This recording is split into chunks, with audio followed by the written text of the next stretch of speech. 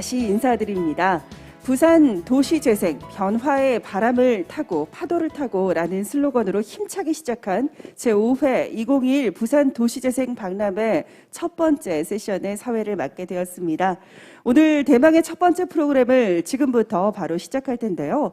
도시 회복을 위한 부산 도시재생 변화 전략이라는 주제로 펼쳐지게 될 예정입니다. 그중에서도 부산의 원도심 주거지 재생 사례를 중점적으로 살펴볼 예정인데요. 이번 박람회에 첫 문을 여는 프로그램이니만큼 여러분들의 많은 관심과 성원 부탁드리며 의미 있는 프로그램 함께해 주시기 바랍니다. 본격적으로 세미나를 진행하기에 앞서 제가 설명드렸던 것처럼 실시간 온라인 댓글 이벤트를 한 번 더 진행해 보도록 하겠습니다. 지금 현재 홈페이지 댓글창에 도시재생 세미나 너무 기대됩니다 라고 빠르게 남겨주시는 선착순 10분께 커피 쿠폰을 증정하도록 하겠습니다. 네, 지금 실시간 댓글 계속 남겨주고 계시는데요. 선착순으로 응모해 주시는 10분께 저희가 선물을 증정해 드리도록 하겠습니다.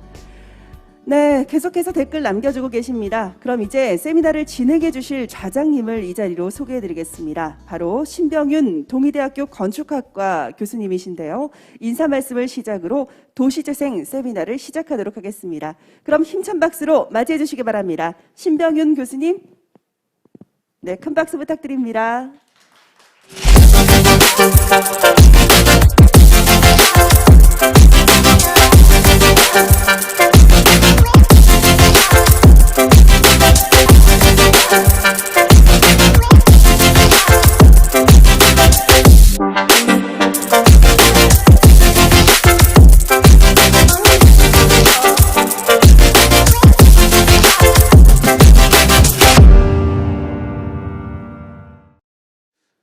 예, 반갑습니다. 동의대 건축학과의 신병윤 교수입니다. 오늘 우리 세미나는 그동안 우리 한 5년 동안 이렇게 한 5년에 걸쳐서 부산시는 자체적으로 이렇게 박람회를 해왔습니다. 물론 전국 단위의 뭐 큰 도시재생 한마당이나 또 뭐 SBS에서 운영하는 뭐 그런 것들도 있고 또 도시재생 산업 박람회도 있고 있습니다만 그럼에도 불구하고 우리는 부산의 자체 역량으로 현재 박람회를 몇 년에 걸쳐서 이렇게 이어져 오고 있습니다. 해를 거듭할수록 그 내용이 조금 깊이도 더해가고 있습니다. 그 프로그램의 어떤 내용 중에 하나로 오늘 오픈과 더불어 처음 우리가 한번 생각해 볼 문제는 지금 시점에서 부산시가 지난 11년 정도죠. 11년 정도에 걸쳐서 해왔던 도시재생 사업을 한번 되돌아보고 혹시 거기서 또 얻을 수 있는 교훈은 뭔지 한번 또 되짚어보는 시간도 갖고 또 현재를 진단하면서 또 어떤 우리 미래를 대비하는 어떤 그런 논의도 좀 필요할 것 같습니다. 더불어 지금 도시재생 뉴딜 사업으로 전국 단위에서 다 공통적으로 안고 있는 문제 중에 하나가 뭐 빈집이나 좀 노후된 주택을 어떤 수리하는 문제는 전국 단위에서 그 노하우가 또 좀 필요한 시점인데 다행히 우리 부산에서 또 좋은 사례가 있으니까 그 사례를 우리 지금 하고 있는 게 유튜브로 중계가 돼서 이 시간이 끝나더라도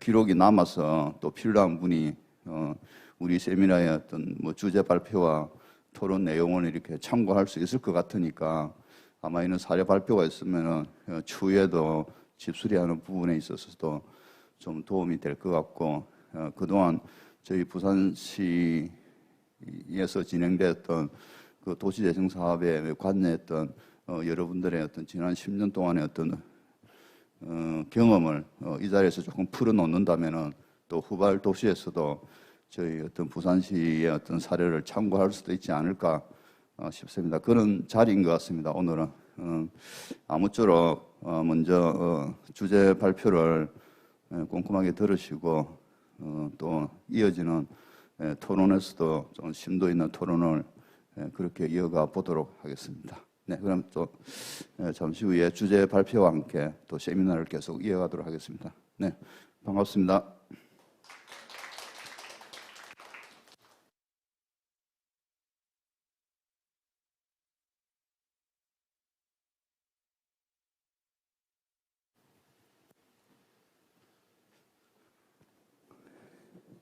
자, 그러면은 바로 이어서 첫 번째 주제 발표를 하실 분을 소개드리겠습니다. 오재환 부산연구원 선임연구위원이십니다. 지난 2011년부터 진행되어 왔던 부산을 대표하는 도시재생 사업이었습니다. 이 사업에 대한 평가가 얼마 전에 종합적인 평가가 이루어졌는데 그 내용을 한번 들어보면은 저희 부산의 어떤 도시재생의 역사를 잘 이해할 수 있을 것 같습니다. 네, 오재환 선구위원님, 네, 앞으로 모시겠습니다.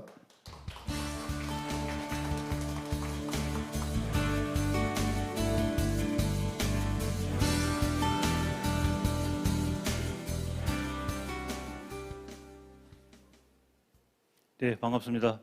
방금 소개받은 부산연구원에 있는 오재환입니다. 제목상으로 보시면 삼복도 르네상스 사업, 방금 우리 신 교수님께서 말씀을 하셨지만 지금 현재 일어나고 있는 지역의 어떤 도시 재생의 어떤 근간이 되었다라고 볼 수 있는 어떤 사업이었고요. 도시재생 특별법을 만드는데 기폭제가 되었던 그런 주요 사업이었고, 부산 지역에서는 아마 시작이 되어서 도시재생 사례로서는 10년간 계획을 통해서 진행되어 왔던, 그리고 한 8년 내지 9년간 사업이 이어져 오면서 대표적인 주거지 재생 사업의 어떤 형태로 진행되어 왔습니다. 그래서 이 내용에 대한 계획과 아울러 이제 사업의 어떤 일정 정도의 어떤 평가를 저희들이 한번 해봤고, 이에 따라서 나아가야 될 어떤 도시재생의 방향에 대한 얘기를 좀 짧게 제가 말씀을 좀 드리도록 하겠습니다. 먼저 사업의 개요를 먼저 한번 보시면 잘 아시다시피 원도심이라고 하는 부산의 삼복도로 주변 지역의 생활 공간들을 어떻게 바꿀 것인가 하는 것이었습니다.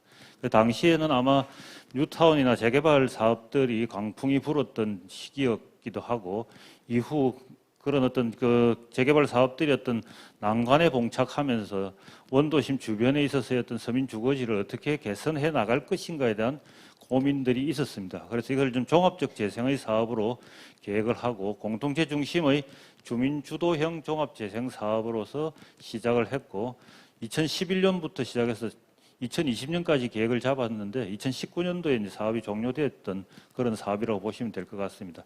당시 계획에서는 매년 한 150억 정도가 투입되어서 1,500억 정도를 예산을 잡았었는데 전체 들었던 건 한 890몇 억 정도라고 지금 추계가 되고 있습니다. 권역별은 삼복도로라고 하는 지역적 특성을 중심으로 해서 3개 권역, 8개 구역으로 나누어서 1차부터 쭉 진행되어 왔고요. 사업의 어떤 비전 자체는 당시에 저희들이 가장 고민을 많이 했던 것은 주민의 어떤 주도적인 참여를 통해서 일어날 수 있는 함께 만들어가는 것이었다는 겁니다. 만들기 또는 가꾸기 이런 이제 사업적 명칭들이 있었고, 이 이후에 다양한 형태의 마을 만들기 사업부터 시작해서 지역의 재생 사업들이 많이 이루어졌던 이런 모습이었습니다. 그래서 공간의 가치를 높이고 삶의 질을 높이고 아울러 마을의 매력을 높여서 안정된 지속 가능한 주거 공간이 확보될 수 있도록 만들어가는 재생적 사업의 어떤 계획이었다고 보시면 될 것 같습니다. 참고로 전역별 순차적 시행 과제들은 이렇게 진행되어 왔다라는 것이고요. 그래서 사업비하고 단위 사업들이 최소 한 30개에서 많게는 한 40개까지 각 개별 사업장별로 이렇게 단위 사업들이 진행되어 왔었습니다. 당시에 저희들 언론 보도들을 이렇게 쭉 한번 살펴보면 초기에 이제 사업이 시작되고부터는 상당히 그 도시재생 특별법이나 사재생 노출 해소가 굉장히 높아서 도시재생, 관광객 방문, 공동체 강화라고 하는 긍정적 키워드가 많이 드러난 반면 오히려 이제 사는 공간에 대한 이미지는 여전히 산동네나 달동네와 같은 이런 형태의 부정적 키워드가 있었고요.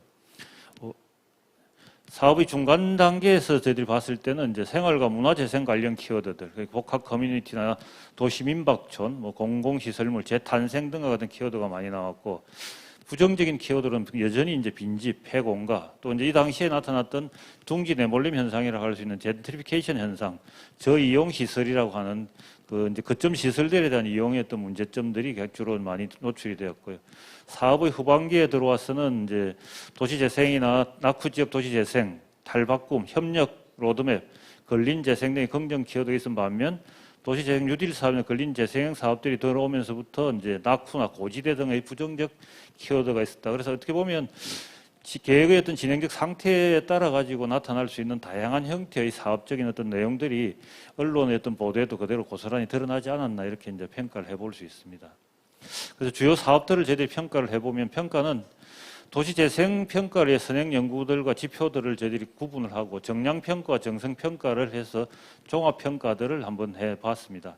그래서 정량평가는 공통부문 영역하고 이 사업이 갖고 있었던 생활재생 부분, 공간재생 부분, 문화재생 부분이라고 하는 그 크게 세 가지 부분들을 나누고 공통 영역에서는 주로 이제 인구와 주민교육 프로그램이라든지 소식지와 활동가, 코디네이터 숫자 등을 저희들이 정량으로 잡았고 생활재생에는 1인 가구나 독거노인, 경제사회조직수, 가격 변동률, 집가 변동률 등을 포함했고 공간재생은 공폐가수나 정비수, 문화재생은 거점 시설 조성수나 축제 공연 숫자를 저희들이 넣었습니다. 그리고 이런 정량평가의 결과들은 주민교육 프로그램들은 평균적으로 한 두세 개 정도 꾸준히 운영되어 왔다는 것이었고요. 공동체 프로그램 수는 2004년도 정도 한 8개 정도 하면서 각각의 전 자생적 공동체 프로그램들이 많이 있었다는 것이고요. 활동가 수는 총 활동가 수는 74명 정도로 집계가 됩니다. 이건 뭐 중복적 집계도 가능할 수 있을 것 같고요. 1인 가구 비율과 독거노인 가구 비율은 점점 좀 높아지는 이런 경향들. 이건 부산시 전체의 어떤 경향과 같다라고 좀 볼 수 있겠습니다. 주민주도 마을 육성 수는 마을기업 등이 좀 평균 한 2개 정도가 만들어졌었고요. 공폐가수나 정비수도 509개 정가는 계속하고 있지만 평균 한 23.25 가구 정도가 정비가 되었고 거점 시설은 삼복도 르네상스 사업으로 조성된 사람 총 63개 집계가 되었습니다. 그리고 축제 및 공연 수는 평균 한 3개 정도 운영됐던 것도 스스로 나타납니다. 정성평가는 주로 이제 거주민의 만족도하고 생활재생 부분에 있어서의 경제적 기대감들, 공간적 기대감들, 문화재생에서는 거점 시설 만족도나 사회문화적 기대감 등을 통한 주민 설문조사를 통해서 이루어졌습니다. 그래서 이 정성평가들을 보시면 전체적으로 보면 그 전문가 지원의 어떤 활동 만족도나 이런 쪽은 도시재생의 필요성 등에 대해서는 조금 높은 편이고요. 그 거주지 만족도나 이런 부분들은 조금 낮은 부분이 있었고 생활재생에 있어서는 경제적인 효과라기보다는 전체적인 어떤 상의 필요성이나 이런 부분들에 대한 것들은 높게 나타난 반면에 주민들의 의견 반영 정도는 조금 다소 낮은 것으로 이렇게 평가가 되어 왔습니다. 그다음에 또 공간재생과 문화재생의 부분에서도 보면 거점 시설 이용 경험은 3.24니까 중2상 정도는 될 것 같습니다. 그런데 만족도도 이용자들의 만족도는 상당히 좀 높게 나타난 것으로 저희들이 보고 있습니다. 그래서 아울러 이런 것을 좀 정량 정성을 놓고 이렇게 봤을 때 그동안 진행되었던 10년간의 어떤 계획적 추진 성과라고 한다면 종합적 지역 재생 사업으로 추진되었다는 것과 인식 전환의 계기가 마련되었다는 것, 주민 참여형 도시 재생 사업의 어떤 선도적 추진, 도시 장소성과 문화적 가치가 높아진 반면 주민의 체감 효과는 다소 부족했다 이렇게 볼 수 있습니다. 그리고 국내외에서 봤을 때는 민간 거분형 도시 재생 모범 사례로 상당히 좀 많이 추진되어 왔고 사례들이 많이 좀 활용되어 왔던 이런 것이라고 좀 볼 수가 있겠습니다. 이 당시에 이제 활동가와 계획가라는 어떤 명칭들도 주어졌고 이분들이 이제 주민들과 함께 참여해서 움직여 갈 수 있었던 기반을 마련했다라는 것은 민간과 공공의 어떤 결합된 어떤 민간 거버넌스의 어떤 새로운 모습이 아니었던가 이렇게 평가를 해볼 수가 있을 것 같습니다. 두 번째 사업 연계성 평가를 보시면 앞서 말씀드린 주민 의견 수렴 미흡 등 성과 기대치 않은 갈등들이 상당히 많이 노정되어 왔다는 겁니다. 그래서 주민의 어떤 자발적인 어떤 참여와 아울러 주민 주도형의 어떤 주민자치 조직에 있어서의 갈등적 요소들도 상당히 많았다는 것이고요.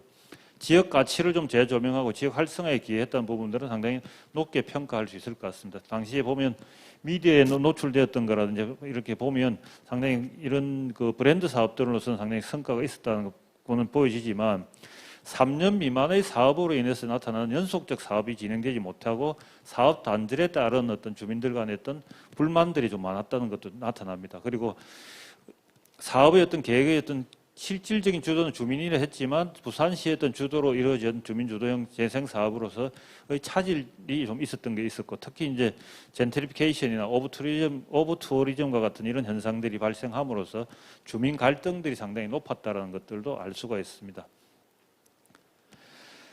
앞서 말씀드린 생활 재생의 어떤 평가나 그다음에 공간 재생의 평가, 그다음에 문화 재생의 평가 이렇게 놓고 보면 여기서 보시면 공간 재생에 있어서는 주거 환경 보행 만족도가 상당히 높게 나타난 부분이 있습니다. 어차피 생활 개선 사업으로 추진되어서 진행되어 갔던 부분들에 대한 만족도가 높은 반면에 그 문화 재생이라든지 또는 앞서 얘기했던 생활 재생과 같은 사회적 조직체라든지 하는 것들을 만들어내기에는 아직도 좀 미흡한 부분이 좀 있었다라고 보여지고, 이런 부분들이 이 세 가지 어떤 공통된 사업으로 진행되어 오기는 했지만 각 지역의 어떤 사업적 역량에 따라서 상당히 좀 차이가 좀 있었다라고 이제 보여지기도 합니다. 그다음에 공동체 활성화의 어떤 계기는 마련되었지만 자발적인 어떤 네트워크나 이런 부분이 상당히 좀 약한 부분들로 아직도 지적되고 있습니다. 이건 향후 우리가 이제 앞서 뭐 도시 재생 뉴딜 사업이라든지 또 향후 진행될 여러 가지 어떤 재생 사업에 있어서도 이런 부분들에 대한 요소들은 상당히 고민이 좀 많이 되는 부분들이 아닌가 싶습니다. 그래서 주민들과 함께 할 수 있는, 이것은 단순히 교육적 차원에서 역량 강화로 이어져서 나타날 수 있는 부분인지 아니면 보다 더 자신들의 어떤 생활 속에서 이렇게 깊이 관여할 수 있는 어떤 그 사업의 어떤 단위적 어떤 문제인지는 한번 좀 고민할 필요가 있지 않겠는가. 그리고 특히 여기 보시면 거점 시설 운영의 소수자 참여라는 갈등 등이 상당히 좀 많이 발생했던 점들도 있습니다. 그래서 그 거점의 어떤 특성에 맞춘 좀 전문적인 어떤 형태의 부분들이 필요하지 않았나 하는 그런 평가들도 할 수가 있겠습니다. 그래서 저희들이 지금 이 당시 이제 평가를 하면서 주로 이제 또 많이 했던 것이 주민 거점 시설 평가를 한번 해봤습니다. 근데 이 당시에 코로나 시기였기 때문에 거점 시설이 문을 닫은 곳도 있고 잘 운영되지 않은 부분들이 있었습니다. 그래서 최대한 당시에 전수조사를 목표로 했지만 전체 다는 하지 못했고요. 그래서 거기서 나타났던 그 내용들을 커뮤니티형하고 비즈니스형, 복합형, 지역 특화 및 관광시설형으로 구분해서 목적별로 이렇게 나누어서 봤습니다. 근데 여기서 보시면 뭐 커뮤니티형, 비즈니스형, 복합형, 지역 특화 관광시설형 이렇게 시설 수를 나누고 이제 전체를 저희들이 분석을 이렇게 해봤는데요. 상위에 평가되는 형태들이 보면 주로 복합형 시설들이 좀 더 상위로 많이 평가되는 것들이 있었습니다. 그래서 전반적으로 잘 운영이 되어 왔다는 것이고요. 특히 이제 비즈니스형은 카페 운영이 대부분 운영되어 왔고 마을 수익 사회 업종의 어떤 한계들 때문에 상당히 좀 어려움을 많이 겪는 이런 이제 형태가 나타났고, 특히 하위 그룹으로 들어가는 지역 특화 및 관광시설형은 직영 운영이나 이런 걸 하다 보니까 문을 닫은 곳이나 이런 것들이 많았다는 것입니다. 그래서 마을의 사업과 이 본래 계획되었던 어떤 사업들과 연계되지 못한 그런 시설들이 활용도가 많이 좀 떨어져 있었다는 것들을 볼 수가 있습니다. 그래서 특히 이제 거점 시설의 어떤 운영 활성화를 위해서는 시설 간의 어떤 연계성 강화가 좀 필요하다. 그러니까 각 거점 시설과 중심 시설과의 어떤 연계성들을 좀 많이 높여야 되고요. 그다음에 운영 주체, 운영 방식을 개선해야 된다는 것과 용도 변경 및 리모델링이 필요하다는 이런 내용들이 많이 있었습니다. 그래서 이런 것을 쭉 봤을 때 향후의 어떤 과제는 기존 재생 사업과의 어떤 연계성과 도시 발전 방향, 도시 계획의 어떤 정합성, 지속 가능한 도시 재생과의 일치성들이 좀 있어야 돼야 지속 가능한 과제들을 해결할 수 있겠다라는 생각을 했고요. 이와 따라서 저희들이 잡은 향후의 도시 재생의 어떤 원칙은 좀 지속 가능성, 여건 변화 대응과 수용이 잘 이루어져야 되고, 재생 목표의 어떤 가치와 방향성을 제대로 잡는 혁신성과 협업과 협력, 일하는 방식의 어떤 변화가 필요한 거버넌스형의 어떤 원칙들이 지켜져야 된다. 그래서 미래를 위한 체계적인 차별화된 사업 계획과 장소 연계형 사업, 통합형 사업과 사업 추진 체계를 강화할 수 있는 방향으로 진행되어 가야만 한다라고 이제 저희들이 결론적으로 도출을 했고요. 제도적 과제로서는 중간 지원 조직의 어떤 역할이 상당히 강화돼야 된다. 지금도 이제 도시재생 뉴딜 사업에 보면 각종 센터들이 들어가 있는데 이런 중간 지원 조직의 어떤 역할들이 대단히 중요하다. 그래서 아마 도시재생 지원 센터나 이런 어떤 센터 역할들과 아울러 각 현장에서 일어나고 있는 중간 지원 조직체가 어떤 전문성과 지역 주민들과의 어떤 그 협력적 관계들을 잘 유지할 수 있는가 상당히 큰 그 과제로 등장하고 있습니다. 그리고 전문가와 활동가 역할에 대한 권한을 상당히 좀 강화시켜줘야 된다. 그래서 이건 예산의 어떤 집행뿐만이 아니라 실질적으로 이 사업들이 진행되어 가는 데 있어서 어떤 사업의 좀 그 효율적인 운영을 위한 여러 가지 제도적 장치들이 만들어져야 된다는 거고요. 성과 평가화 및 사업 기록화가 좀 필요할 것 같다. 그래서 저희들이 이게 지금 10년의 과정을 평가를 하다 보니까 사실은 성과 평가서라는 게 없습니다. 그리고 사업 기록화가 없기 때문에 평가하는데 상당히 어려움이 많았었습니다. 그래서 중간 평가 이후에 나타난 어떤 결과들을 가지고 비교를 할 수 있는 것도 없고, 이 사업 단위가 이제 이 현장에서는 이루어졌지만 단일한 삼복도로 연산 사업으로 이루어진 사업이 아니라 또 다른 재생 사업들이 4-5개 이상씩 막 섞여서 이제 현장에서 진행되어 왔기 때문에 어떤 사업의 직접적 효과라고 말하기는 상당히 좀 어려운 이런 것들이 있어서 개별 사업에 대한 좀 평가 사업들이 좀 제대로 좀 이루어진다. 이건 좀 모니터링의 어떤 과정을 좀 거쳐서 사업에 대한 직접적인 그런 어떤 좀 그 관계성들을 좀 밝혀낼 수 있어야 된다는 것들이 있었고요. 공동체의 어떤 과제로는 주민 참여 역량을 좀 강화하고 주민 신뢰와 홍보 체계 강화에 대한 잘 모르신다는 분들이 상당히 많았다는 겁니다. 그래서 이런 것들이 좀 강화돼야 될 것 같고요.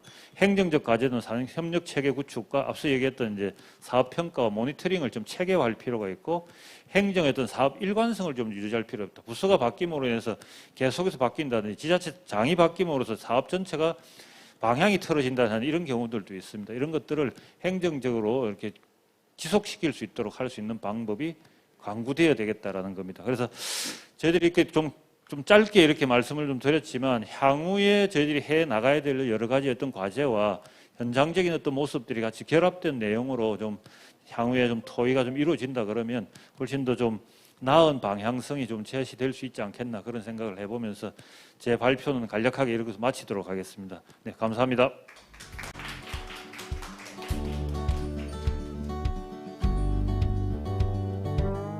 네, 고맙습니다. 오재환 박사님의 삼복도 르네상스 평가에 대한 이야기를 좀 들었는데요. 10년 동안에 이렇게 여러 이렇게 재생 사업들이 섞여 있는 거죠. 예, 그 중에 하나 이제 시간상 그 중에 하나 이제 이렇게 좀 발췌를 해서 그것도 또 실제 연구한 비해서 아주 압축적으로 이렇게 말씀을 좀 해주신 것 같은데요.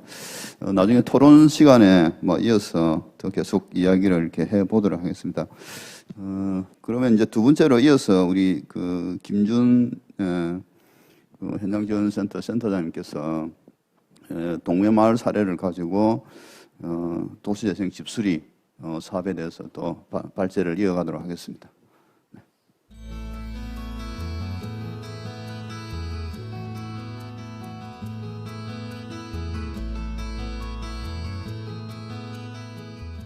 네, 반갑습니다. 부산 사하구 동묘마을 도시재생 현장지원센터의 부코디를 맡고 있는 김준이라고 합니다. 제가 설명드릴 내용은 주로 이제 집수리 지원 사업에 관해서 설명을 좀 드리려고 합니다. 그래서 아까 앞서서 이제 오재환 선임 위원님께서 설명하신 것처럼 이제 부산의 도시재생의 시작이 되는 부분들, 그래서 삼복도로 르네상스부터 시작해서 이게 도시재생 사업, 뉴딜 사업으로 커져가는 과정에서 지금 최근에 이제 집수리 관련된 부분들이 많이 이슈가 되다 보니까 이 분야에 조금 집중해서 국토부에서도 최근에 사업을 좀 확장하려고 하는 그런 상황이 있는 걸로 알고 있습니다.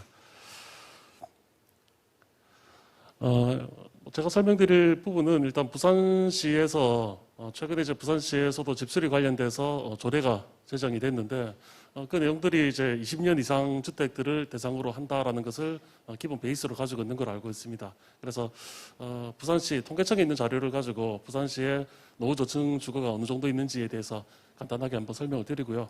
그리고 이제 사하구 동묘마을에 한해서 집수리 사업을 실행하고 있는 지금도 사업이 진행 중이다 보니까 그 내용에 대해서 간략하게 설명 좀 드리겠습니다.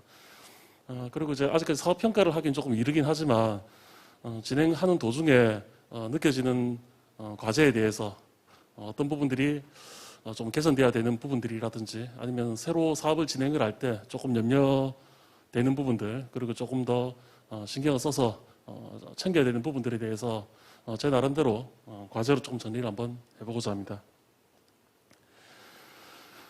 제가 이제 통계청 주택 총조사 2020년 거를 가지고 이제 분석을 하다 보니까 이게 그 최근 데이터들이 업데이트가 분야별로 좀 소팅이 좀 안 되는 부분들이 있어가지고 2018년 데이터를 가지고 와봤습니다. 이게 이제 부산시 전체 주택을 100%로 봤을 때의 숫자인데 20년 이상을 기준으로 제가 설명드리는 것은 이제 향후에 진행될 예정으로 돼 있는 그런 그 집수리 지원에 관련되는 사항들이 기준상으로는 일단 대부분 20년으로 되어 있습니다. 그래서 20년으로 봤을 때는 전체적인 수치가 20년이 넘은 주택이 2018년 기준으로 한 56% 정도에 해당됩니다. 그래서 지금 현재는 약 60%에 가까운 것으로 그렇게 알고 있습니다.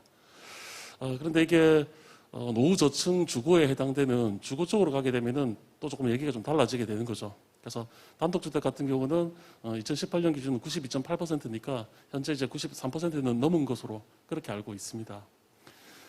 그리고 그 다음 수순으로는 이제 연립 다세대 그리고 이제 아파트가 약 50%에 해당하고 있다. 그래서 생각보다 노후주택이 조금 많다라는 그런 내용들이 되겠죠. 빈집들에 대해서는 이제 부산시에서 조사를 했던 부분들을 보면은 대략 한 5,000호 내외. 근데 이제 통계청 조사에서는 14,800호 정도쯤 됩니다. 근데 이거는 이제 사실은 조사를 하는 그 기준들에 따라 조금 달라지게 되는 거거든요. 그래서 뭐 재개발, 재건축도 있을 거고요. 그리고 이제 이 빈집에 대한 정의 부분들에 대한 기준들이 조금씩 다르다 보니까 차이가 조금 있긴 한데 여하튼 빈집 비율이 늘고 있는 것은 사실이긴 합니다. 그래서 이 빈집이 늘고 있는 추세들을 보면은 단독주택보다는 연립 다세대가 조금 더 많은 것으로 조사가 되어 있습니다. 자, 그럼 이제 저희 그 사하구 동매마을에 관련해서 일단 뭐 동매마을에 대해서 이제 잘 모르실 테니까 전체적인 개요에 대해서 간략하게 설명드리고 집수리 쪽으로 조금 집중해서 설명을 드리도록 하겠습니다. 사하구 신평 1동에 위치하고 있고요. 대략 한 15만 제곱미터 정도. 그리고 2019년부터 내년까지 4년간 사업이 진행되고 있습니다. 그런데 이제 이 사업을 진행을 하다 보니까 대부분의 사업지들이 그런 것처럼 애로사항들이 조금 있다 보니까 현재 2년 정도 더 연장을 할 예정으로 되어 있습니다. 사업비는 전체 사업비는 328억 정도 되고 이 중에서 뉴딜 사업 부분은 185억 정도에 해당됩니다.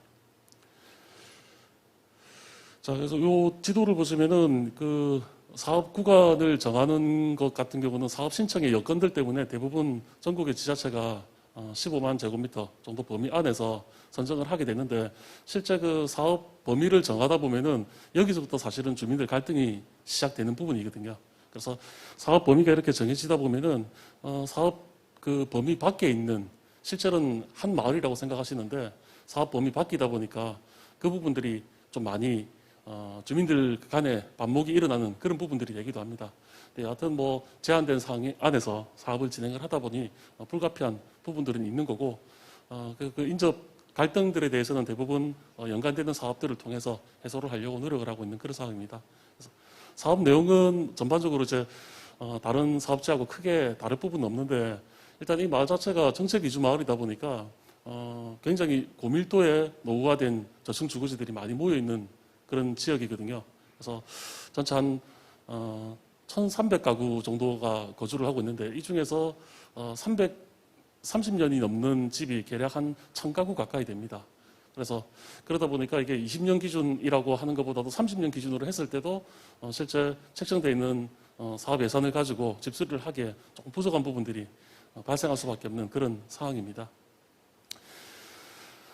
대상지 특성에 대해서 이제 조금 더 말씀을 드리면은 정책 위주 마을이라고 하는 것이 전국적으로 이제 성남이라든지 부산 그러니까 전국적으로 몇 군데 있긴 하지만 특히 부산이 좀 많은 그런 상황이죠. 그래서 반여지구라든지 아니면 용호지구 그리고 이제 연산지구 그리고 주로 이제 사상 사업 쪽에 좀 많이 입지를 하고 있는 그런 모습들을 보이고 있는 것이고요.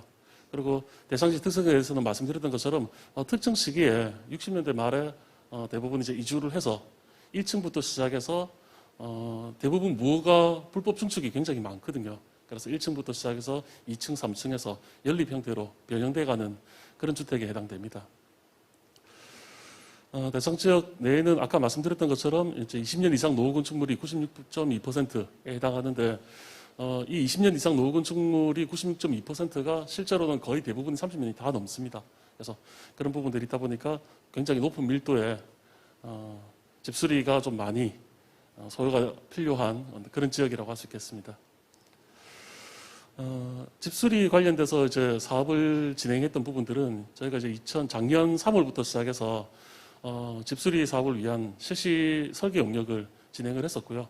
그리고 이제 6월에는 이 실시 설계 용역을 진행한 결과를 가지고 예비 집수리 선정위원회를 개최를 했습니다. 주민들은 이제 사후구의 동네마을 같은 경우는 뉴딜 사업이라든지 도시재생 관련되는 사업이 다들 처음이다 보니까 주민분들이 이제 여기에 대한 이해가 잘 없으시거든요. 그래서 무조건 집을 거쳐준다 그렇게만 이해를 하시고 왜 우리 집을 안 거쳐주느냐 그런 얘기를 많이 하십니다. 그래서 이제 그런 부분들 때문에 저희가 개별적으로 설명드리고 이러이러한 과정을 거칠 수밖에 없습니다라고 안내를 드리는 그런 과정들인 거죠.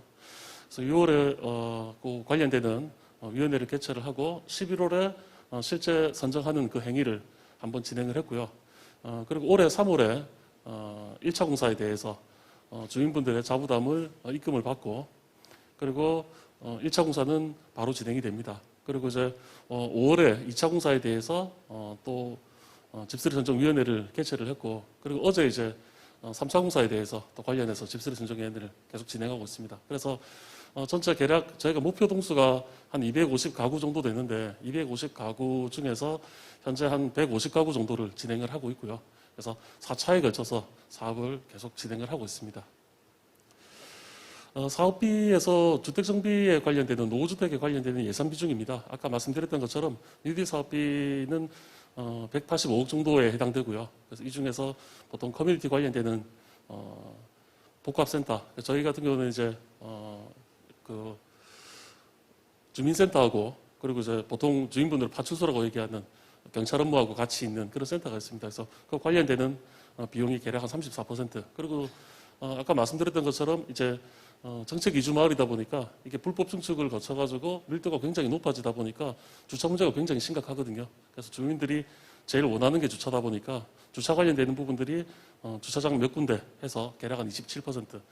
그 다음 비중을 차지하는 게 집수리 관련되는 노후주택 정비가 13% 정도 해당합니다. 그래서 이게 지자체 매칭까지 다 포함을 하면은 대략 한 25억 예산으로 사업을 진행을 하고 있는 상황이 되겠습니다.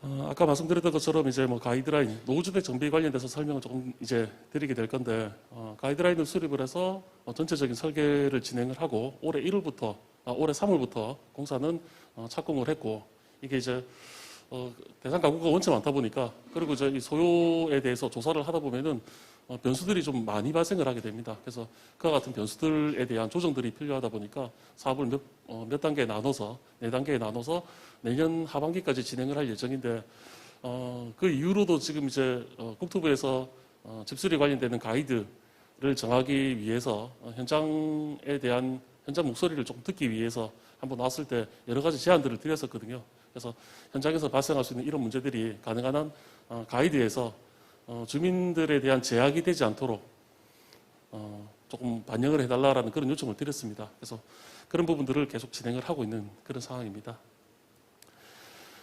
사업을 진행하고 있는 현황은 아까 말씀드렸던 것처럼 이제 사업비는 이제 25억 정도 되고요.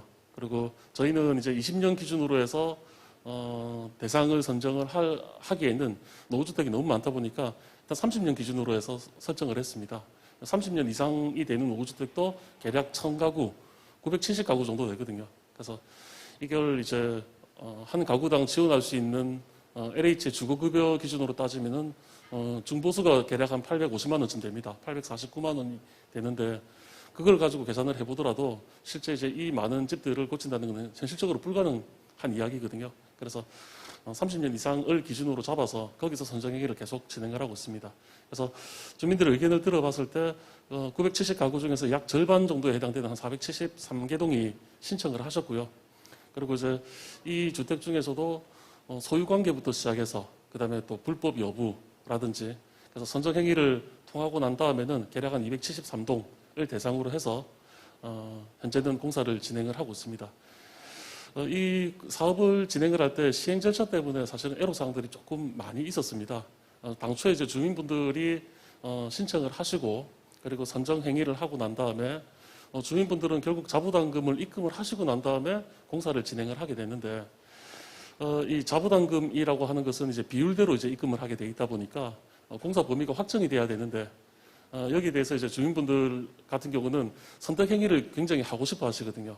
그래서 나는 만약에 850만 원이라고 하면은 주민분들이 자부담으로 입금을 하신 금액은 대략 85만 원이 되는데 실제 주민분들이 느끼시는 거는 850만 원을 가지고 최대한 많이 고치고 싶다라는 부분들이다 보니까 그런 어떤 선정 행위와 주민분들의 어떤 의사결정을 하는 그런 부분들에서 시간이 조금 많이 소요가 됩니다.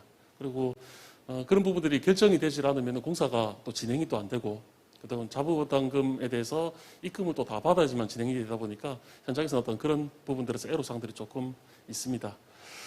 그리고 이 한 270개 동, 250개 동 가까운 이 주택을 공사를 진행을 할 경우에도 대상 범위가 넓다 보니까 모든 집들을 다 순서대로 나열을 해가지고 공사를 한다는 것은 현실적으로 불가능에 가깝거든요. 그래서 모든 집들을 다 수의 계약을 해가지고 지역업체에서 공사를 진행을 한다면 모르겠지만 그거는 이제 가이드상으로 실제 할 수 없는 상황이다 보니까 결과적으로는 이제 선정 행위에서 점수를 매기고 그리고 이제 노후도가 높고 긴급성이 조금 필요하다라고 하는 블럭들로 묶어가지고 공사를 현재 진행을 하고 있습니다. 그래서 이런 그 심사 행위를 하기 위해서 심사표를 저희가 자체적으로 만들었거든요. 그래서 그 표는 테이블은 요 다음에 그림을 보고 설명을 조금 더 드리겠습니다. 그래서 거기에 대한 실제 세부 절차 같은 경우는 실태 조사를 먼저 하고 그리고 이제 주민분들이 이제 실제로 그럼 우리 집은 어디를 고치는지 그 비용은 얼마인지라고 하는 부분들을 확인하시고 그리고 난 다음에 그 내용을 가지고 공사 계약 심사를 들어가고 그리고 시공사가 선정되고 난 다음에는 주민분들이 자부담금을 입금하시고 공사 시행을 하고 이후에 정산하는 그런 수순입니다. 그래서 이게 이 순서로 봤을 때는 별 문제가 없어 보이는데 실제 이 한 단계가 넘어갈 때마다 결과적으로는 주민분들 선택이라고 하는 부분들 때문에 갈등들이 조금 많이 일어나고 시간이 예상보다는 훨씬 더 많이 소요되는 게 현실입니다.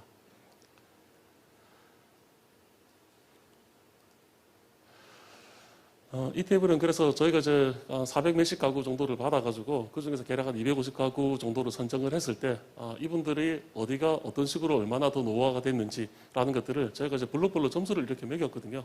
그래서 1순위부터 시작해서 9순위까지 점수를 매겨서 보니까 이게 이제 블록처럼 만들어진 거죠. 그래서 여기에다가 실제 이제 공사를 진행하기 위해서 현실적으로 예산 문제도 있다 보니까 거기 맞춰서 블록을 나눠서 공사를 현재는 2차까지 진행을 하고 있는 상황입니다. 그리고 요거는 이제 심사표입니다. 그 심사표는 점수 배점을 100점 플러스 알파로 정해놓고 100점에 대해서는 오래된 집에 대해서 40점, 그 다음에 공가가 많은 집들은 우선적으로 공사를 해야 된다라고 해서 30점, 그 다음에 건물의 용도가 주거 쪽에 조금 많이 맞으면 30점 이런 식으로 배점을 했었습니다. 주민분들이 갈등이 조금 많은 부분들이 실제로는 비용에 대한 문제입니다. 주민분들은 아까 말씀드렸던 것처럼 85만 원을 부담하지만 나랏돈 850만 원을 결국에는 그냥 쉽게 가져가는구나 이렇게 지금 자꾸 생각을 하시거든요. 근데 이제 실제 공사 행위를 하기 위해서는 간접비라든지 그다음 각종 경비들, 보험료라든지 관리비, 이윤, 부가가치세 사실은 다 포함되다 보니까 주민분들이 실제 그 지역에 있는 작은 수리 업체하고 현금으로 늘 공사를 하시는 그 부분들하고는 분명히 차이가 있다라는 이 부분에 대해서 주민들한테 지속적으로 안내를 드리고 있는 상황입니다. 잘 아시다시피 이제 사업 범위 같은 경우는 중앙정부에서 할 수 있는 뉴딜 사업 같은 경우는 당연히 이제 외관 중심으로 진행되고 있다는 얘기고, 그리고 이제 신뢰가 가능한 범위들은 지자체마다 조금 다른데 서울 같은 경우는 조금 관련된 사업들이 조금 많이 있음에 반해서 서울을 제외한 다른 지자체에서는 아직까지는 그 정도 영향은 조금 부족한 상황이 현실입니다. 그리고 이거는 이제 국토부에 관련된 이제 집수리 사업에 대한 가이드라인인데 이게 올해 새로 이제 집수리를 사업을 진행하시는 분들이 조금 애로사항들을 많이 느낄 수밖에 없는 그런 부분들이거든요. 그래서 이게 결국 소유자에 대한 동의가 다 이루어져야 되고 그다음 불법적인 부분들이 없어야 되고라는 부분들인데 아마 이 뉴딜 사업을 진행하는 많은 사업체가 대부분 불법 증개축을 많이 포함을 하고 있다 보니까 그 부분에서 갈등들이 많을 수밖에 없습니다. 그래서 필수적인 요소에 대해서는 인정을 받아야 되는데 그 인정을 받기 위해서는 국토부나 LH 쪽에 협의가 좀 필요한 부분들이 발생할 수밖에 없다라는 그런 내용이 되겠습니다. 자, 그래서 지금 이제 집수리 점검단을 국토부에서 지금 진행을 하면서 터세로이라고 하는 그 조직을 활용해서 공공 전문가들이 이 제반 사항들에 대해서 먼저 선작업을 해서 현장에서는 주민들이 조금 더 집중할 수 있게끔 하는 제도를 만들어서 지금은 관련되는 사업자 그리고 담당자를 정하고 있는 그런 수순으로 알고 있습니다. 마지막으로 이제 관련되는 과제들입니다. 그래서 아까 말씀드렸던 것처럼 이제 공사에 대해서 이 필요성을 향후에 관련되는 사업들을 다른 사업장에서 진행을 한다 하더라도 이게 전문가의 판단하고 주민의 판단이 사실은 괴리가 굉장히 크거든요. 그래서 그런 부분들에 대해서 갈등들이 조금 있을 거고 이에 관한 조정들이 필요할 거라고 생각을 합니다. 그리고 국토부의 가이드에 명시가 되어 있는 부분하고 현장의 상황들하고 또 차이가 있을 수밖에 없겠죠. 그리고 공사발주 같은 경우도 실제로는 주민들이 그 지역에 있는 업체들, 그래서 또 지역 산업을 일깨운다라는 차원으로 보면은 수의 계약이라든지 이런 부분들이 가능은 하지만 그게 현재 가이드에서는 부분적으로만 가능하게끔 되어 있거든요. 그래서 사실은 이제 지역 주민들도 지역 사업자도 이제 영향을 올리게 되면은 사실은 윈윈할 수 있는 구조가 되는데 현실적으로는 아직 그렇지 않은 부분들이 좀 제한될 수밖에 없다라는 내용이 되겠습니다.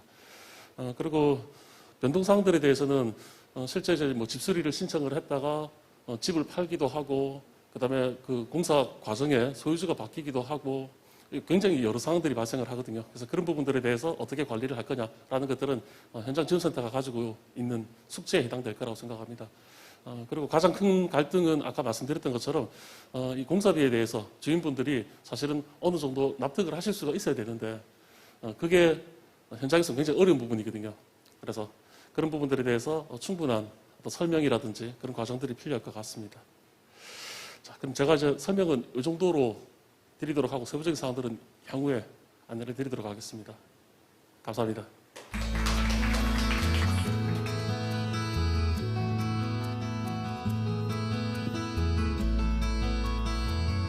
네, 고맙습니다. 동네마을 사례를 가지고 우리 김준 센터장님께서 말씀 많이 해주셨는데 평소에 우리 김준 센터장님께서 우리 이 부산의 초기 이렇게 주거지 형성에 관한 어떤 역사나 정책 이주제에 대한 그 현황부터 해서 그 과정을 이렇게 평소에 연구를 좀 많이 해 오셨는데 이제 센터장으로서 현장에서 실질적으로 그러면 그 현황을 이제 극복하기 위한 어떤 집수리 사업의 어떤 현장에서 실질적으로 문제 해결을 하고 있는 그 과정에서 이제 이야기했는데 저도 현장에서 이렇게 보면은 이 집수리는 사실 주민들하고 조율하는 그 과정이 아주 힘든 거죠. 그 과정의 어떤 어려움을 쭉 이야기를 하셨고 시간상 이렇게 최종적으로 이렇게 집수리가 된 어떤 그 사례를 가지고 이야기하기까지는 시간이 조금 부족했던 것 같습니다. 그 이야기는 이어서 우리 토론 과정에서 한 번 더 이야기를 듣도록 하겠습니다. 자, 그러면 이어서 부산의 그 현재 우리 도시재생 사업의 어떤 이 과제와 또 우리 미래를 위해서 또 어떻게 준비를 해야 될지 우리한테 이 힌트를 줄 수 있는 그런 내용인 것 같습니다. 우리 안준홍 센터장님께서 이어서 또 발표를 진행하도록 하겠습니다.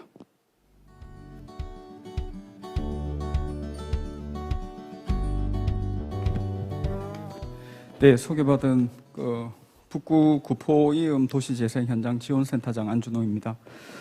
제가 오늘 말씀드릴 거는 지금 재생 사업지들이 상당히 많이 있습니다. 아마 올 연말 되면 한 500개가 넘는 이러한 재생 사업지들이 들어가고 있는데 실질적으로 그러한 사업들이 잘 이루어지고 있다는 것들을 보기 위한 모니터링이 저는 중요하다고 생각해서 그런 부분을 중심으로 말씀을 드리겠습니다. 전체적으로 일단 뉴딜 사업의 개관이라든지 그리고 관리 모니터링이 지금 실태가 어떻게 되어가고 있는지, 그래서 그러한 실태들 아래에서 부산시는 작년 연말부터 해서 올 6월 달에 여기 광역센터를 중심으로 해서 부산형 성과지표들을 또 발굴을 했습니다. 그래서 그러한 것들을 해서 성과관리 모니터링이 어떻게 체계적으로 운영되어야 되는지를 말씀드리도록 하겠습니다. 도시재생이라는 게 국내 같은 경우에 2000년대부터 들어서 이렇게 쇠퇴한 도시의 도시 경쟁력 확보라든지 사회적 갈등을 해소하기 위한 그러한 정책적인 수단으로 본격적으로 도입이 되었고요. 실질적인 그 변화 과정들을 보시면 국토부의 도시재생사업단이 2007년도부터 R&D 연구과제를 통해서 도시재생 기법이라든지 그다음에 창원이나 전주의 실증 연구를 거쳐가지고 14년도에 도시재생 특별법이 제정이 되고 본격적으로 사업은 14년도부터 시작이 돼서 지금 현재 2021년까지 한 502개의 사업들이 지금 진행 중에 있고 그러한 일련의 과정에서 17년도에 문정부가 들어오면서 도시재생 뉴딜이라는 사업이 런칭이 되었고 19년도에 신규제도 사업총괄관리자라든지 혁신지구라든지 도시재생 인증사업 같은 것들이 들어옴으로써 지금 되어 있고 올해 같은 경우에도 이사주거 공급대책의 일환으로 주거생 특화형이라든지 이러한 신규 사업들이 지금 진행이 되고 있는 그러한 일련의 과정을 거치고 있습니다. 그래서 도시재생 뉴딜 사업이 들어오면서 4대 목표가 설정이 됐죠. 주거 복지의 실현이라든지 도시 경쟁력의 회복이라든지 사회 통합 그리고 일자리 창출이라는 이러한 4대 목표 아래에 지금 5가지의 도시재생 뉴딜의 유형들이 유형을 중심으로 사업들이 일어나고 있는데요. 결국은 이러한 목표들을 실현할 수 있는 지표를 만들어서 그것들을 계속 모니터링 해보는 것이 성과관리의 가장 큰 목적인데 그러한 측면에서 뒤에서 다시 실태에서 말씀을 드리겠습니다. 그래서 일련의 유형의 변화 과정들은 제가 앞서 말씀드린 대로 14년도에 도시재생 사업이 처음 시작을 할 때 경제기반형하고 근린재생형으로 구분이 되어 있던 게 16년도에 일반 사업으로 전환이 되면서 중심시가지형 유형이 이렇게 들어오게 됩니다.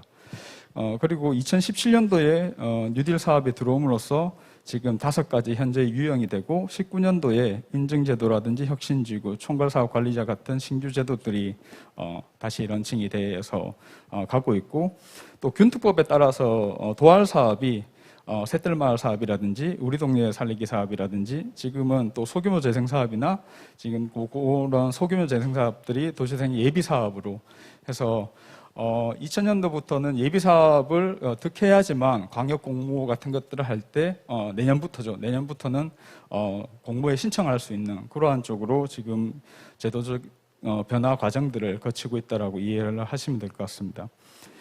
전체적으로 지금 한 502개입니다. 14년도부터 502개의 사업 중에서 활성화 계획을 수립해서 하는 것들이 한 400개 정도가 되고요. 그리고 사업총괄관리자 제도가 19년도에 나오면서 한 26개, 그다음에 혁신지구 6개, 인증사업 한 70개로 해서 전국 지자체가 한 226개 정도 되니까 한 개 지자체당 거의 한 2개 이상씩의 재생사업들이 일어나고 있다라고 해도 과언이 아닐 정도인 거고요. 부산 같은 경우에는 올해까지 해서 30개입니다.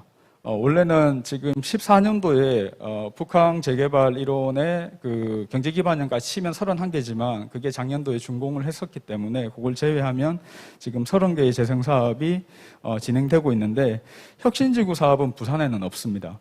없고 총괄사업관리자가 한 4개소 그리고 인증사업이 작년에 기장 1광에 되었던 그 인증사업이 1개소가 지금 운영이 되고 있습니다.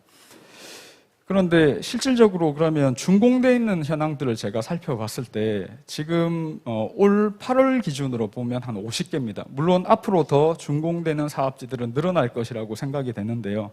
결국은 여기에서 볼 수 있는 것은 14년부터 18년도까지의 사업들이 일부 준공이 되었습니다. 그래서 작년에 준공이 된 것들이 보통 19개 정도. 그리고 올해 준공 지금 현재 8월 달까지 된 게 한 21개 정도의 사업지들이 준공이 되었는 것 같고요. 그런데 그러면 이러한 것들이 왜 원래 짧게는 3년, 길게는 5년의 이러한 재생사업 기간 동안 왜 이러한 준공들이 늦어지냐 여러 가지 이유가 저는 있다라고 생각이 들고요. 저도 현장에 있어 보면 최초에 이게 법정 계획이다 보니까 활성화 계획을 승인받는 게 상당히 어려웠습니다. 그래서 그러한 것들이 좀 지연돼서 사업 시행이 좀 늦어지는 경우도 있고요. 또 부지의 권한 확보 같은 것들이 잘 안 되어서 이게 사업의 위치라든지 또 규모라든지 내용이 변경되는 그러한 경우들이 발생을 하는 것도 있습니다. 그리고 또 거점이 만들어진다고 하더라도 그러한 거점 시설들을 운영할 수 있는 운영 주체들의 발굴들이 미리 되지 않으면 늦어지는 그러한 이유인데, 제가 보는 또 한 가지 관점은 모니터링을 밀실하게 하지 않았기 때문이라고도 생각이 듭니다. 그래서 저는 오늘 이 모니터링의 관점에서 중심으로 말씀을 드리겠습니다. 모니터링은 실질적으로 이 성과 관리라는 것은 도시 재생을 기반을 구축한다라든지 또 활성화 계획을 수립한다라든지 재생 사업을 시행하는 과정에서 나타나는 문제점이나 현황 같은 것들을 찾아서 다시 이런 것들을 정책에 반영하고 사업을 재조정하는 그러한 일련의 과정을 성과관리 체계라고 하는데요. 우리가 이러한 재생 사업을 할 때 계획 수립 단계에서부터 지금 시행 단계까지 일련의 과정들을 다 거치고 있습니다, 실은. 그래서 우리가 계획을 승인을 받을 때 실현 가능성 및 타당성 평가, 소위 줄여서 실타 평가라는 것을 받아야지만 도시재생 특위에서 승인을 받을 수 있는 그러한 과정을 거치고요. 또 사업 시행 과정에서는 모니터링 및 평가를 법적으로 이렇게 하도록 유도를 지금 하고 있습니다. 그리고 마지막에 이제 현장에서 백서라든지 이러한 기록화 단계들을 아카이빙 할 수 있는 그러한 단계들을 3단계를 거치고 있는데, 이러한 것들이 지금 각 현장에서 밀실히 움직이지 않는 것도 또한 사실이라고 봅니다. 그래서 도시재생 특별법 24조나 시행령 31조에 보면 매년 1월 15일 날 국토부 장관이 시도지사에게 이런 것들을 제출을 요구를 합니다. 그러면 2월 말까지, 내년 2월 말까지 국토부 장관에 다시 보고를 하고 평가를 하는 그러한 프로세스를 가지고 있는데도 불구하고 이게 안 되다 보니까 작년에 국토부에서 도시재생 종합성과지표 구축 매뉴얼이라는 것을 만들어서 배부를 했습니다. 거기에 보면 종합성과 모니터링은 실질적으로 지금 이러한 목표가 설정이 되면 그러한 목표들을 도달하기 위해서 지표들을 설정을 하고 그러한 것들을 매년 평가 모니터링해서 결과 분석을 통해서 상향 조정이 되거나 아니면 사업을 조정하는 그러한 일련의 과정들을 계속 피드백해 나가야 되는데, 실질적으로 여기서 제가 적어놨던 모니터링 목적에서 보시더라도 이 목표를 잘 실현하고 있는가, 그리고 사업이 잘 시행되고 있는가를 판단하기 위한 것도 하나의 목적이고요. 또 하나는 재생사업의 전후의 사업 성과라든지 그 다음에 개선 효과 같은 것들도 봐야 된다고 생각합니다. 그리고 예산의 집행률들이 어떤 연관관계를 가지면서 잘 이루어지고 있는가를 보는데, 이 3가지의 목적 중에서 제일 안 되는 게 이 효과성에 대한 분석들이 조금 부진하다라고 생각이 듭니다. 그래서 앞서 말씀드린 대로 구축 매뉴얼에서 나오고 있는 지표의 체계는 종합성과지표와 지자체 지표로 구분을 하고 있고요. 이 종합성과지표는 국토부에서 매년 의무적으로 지금 데이터를 구축을 하고 있는 그러한 실정인데, 그렇다 보니까 이 전국 단위에서는 이 재생사업지에 한 500개가 넘는 그런 재생사업지를 비교 분석하는 건 용이할 수가 있지만, 아까 유형이 다르고 각각 각 지역의 대상지가 다 여건이 다 다른데 그러한 대상지별의 특성을 반영을 하지 못하는 그런 단점도 가지고는 있습니다. 그에 반해서 지자체 지표 같은 경우에는 지금 활성화 계획을 수립을 할 때 성과관리 계획에서 제시되어 있던 그러한 성과 지표들을 중심으로 이렇게 평가를 하고 계시지만, 이러한 것들이 다 다르기 때문에 그러한 어떤 표준화할 수 있는, 그리고 각 유형별로 구분을 하기에는 조금 한계점도 있는 것이 사실입니다. 그리고 왜 모든 활성화 계획 보고서에서 건수라든지 이러한 것들로 갔냐면, 당초에 14년도에 도시재생 전략계획 가이드라인을 국토부에서 내려주면서 지표의 풀들을 제공을 했습니다. 그러한 것들이 사업의 과정의 지표들을 주로 이렇게 풀로 내려주다 보니까 거기에서 이렇게 땡겨서 쓰는 형태가 대다수다 보니까 대동소이한 그러한 지표들로 이루어진 것도 사실입니다. 그래서 부산에 있는 지금 각 유형별 사업지들의 지표들을 살펴보면 상당히 많은 지표들이 이렇게 구분이 되고 있는데요.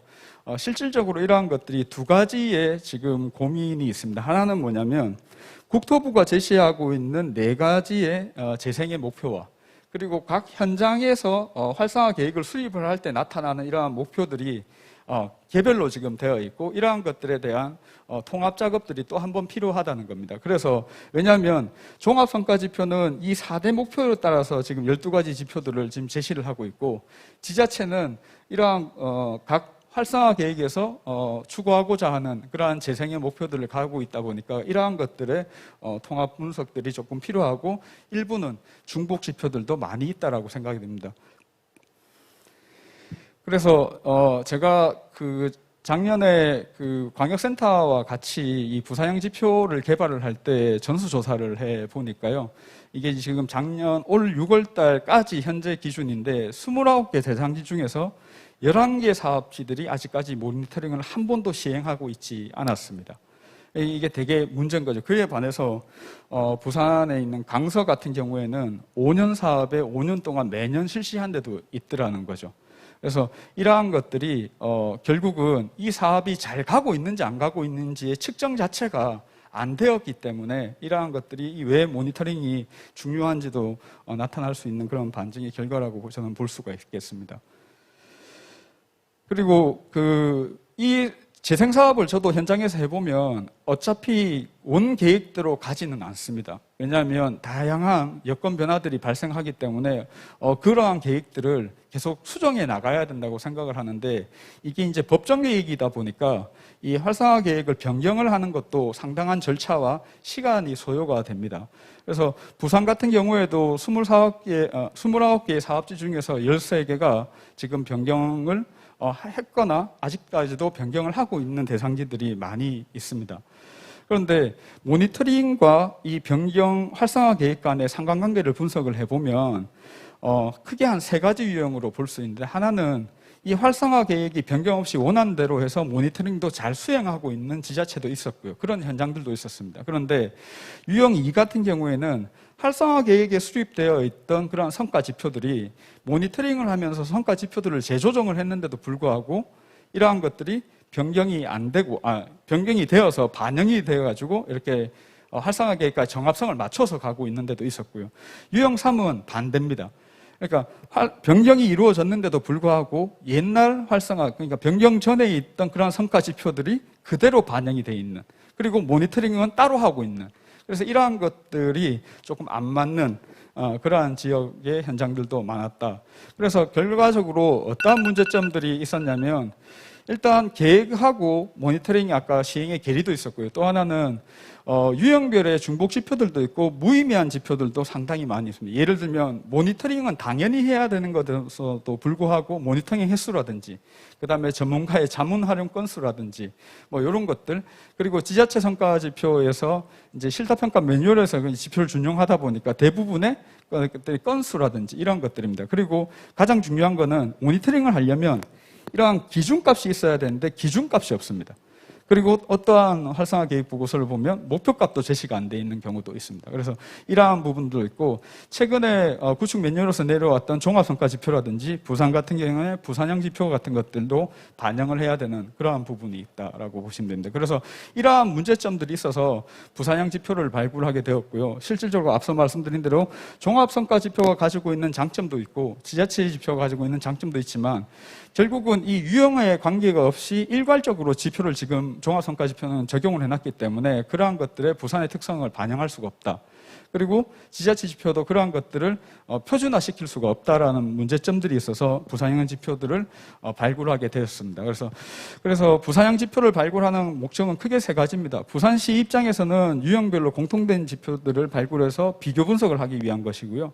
자치구 입장에서는 사업의 진행 정도를 정확하게 좀 파악하고 그리고 빨리 조정하거나 변경하는 척도로 그걸 쓰려고 하는 거고, 새로운 사업지들은 이러한 것들을 바이블 삼아서 그러한 것들의 그 갭들을 빨리 줄이는 그런 형태로 사용을 하려고 했는데 저희들이 고민을 했던 거는 부산형 지표가 그러면 어떠한 성격을 취해야 된다고 했을 때 이게 종합성과지표와 지자체 성과지표의 중간적인 위치에서의 보완적 성격을 해야 된다. 왜냐하면 신규 성격을 하려고 하니까 새로운 지표를 발굴하는 것에 대한 한계성도 나타나더라는 겁니다.